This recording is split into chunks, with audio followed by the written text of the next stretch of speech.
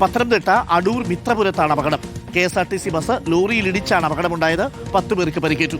ട്രാവലറിനെ overtake ചെയ്തു വന്ന KSRTC ആണ് ലോറിയിൽ ഇടിച്ചിരിക്കുന്നത്. പ്രവീൺ പുരുഷോത്തമനുണ്ട്. പ്രവീൺ, ഇടി കണ്ടാൽ വല്ലാത്തൊരു ഇടിയാണ്. ബസും തകർന്നുപോയി, ലോറിയുടെ ഫ്രണ്ട് ഭാഗവും പൂർണ്ണമായും തകർന്നുപോയ നിലയിലാണല്ലോ. പരിക്കുകൾ ഗുരുതരമുള്ളതാണോ?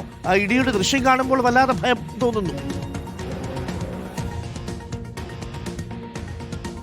അതെ അരുൺ, ആ ഇടിയുടെ ദൃശ്യം കാണുമ്പോൾ നമുക്ക് അതിൻ്റെ ഒരു തീവ്രത മനസ്സിലാക്കാൻ കഴിയും. 2 വാഹനങ്ങളുടെയും മുൻവശം തകർന്നിട്ടുണ്ട്.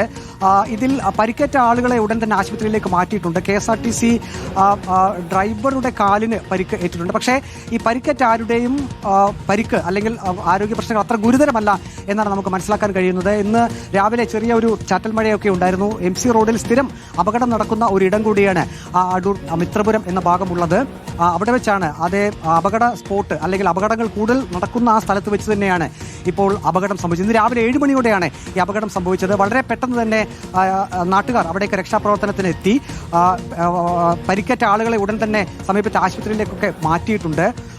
ഇപ്പം ആരുടെയും പരിക്കത്ര ഗുരുതരമല്ല എന്നാണ് നമുക്ക് അറിയാൻ കഴിയുന്നത്. 10 പേർക്കോളം ഇതിൽ പരിക്കേറ്റിട്ടുണ്ട്. ഇതിൽ KSRTC ബസ് ഡ്രൈവറുടെ കാലിനാണ് കാര്യമായിട്ടുള്ള പരിക്കേറ്റിട്ടുള്ളത്. അദ്ദേഹത്തെ ഉടനെ തന്നെ സമീപത്തെ ആശുപത്രിയിലേക്ക് മാറ്റുകയും ചെയ്തിട്ടുണ്ട്.